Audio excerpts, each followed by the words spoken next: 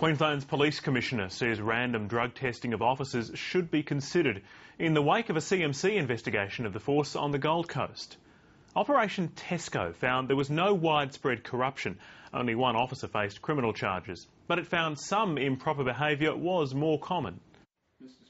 The CMC investigation began as a covert operation to find out if certain Gold Coast police were dealing in drugs and giving information to criminals.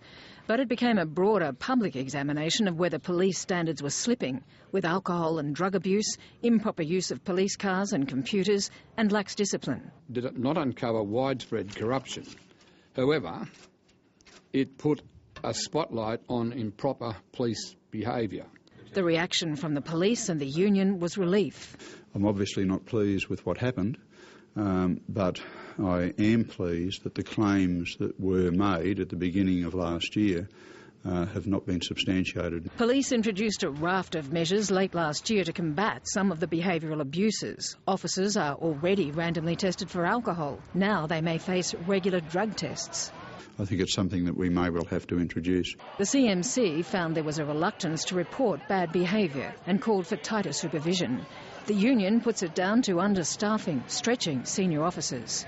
They are that busy with their workload, they don't have time to supervise. But it's the issue of gratuities that may be the biggest sticking point. The Commissioner thinks discount drinks at nightclubs should be off limits and cheap burgers are unprofessional. I think, and those in the senior executive of the service share my view, that it's time to call it a day. I just think it is an overreaction. If agreement can't be reached, the issue may end up in court. Karen Berkman, ABC News.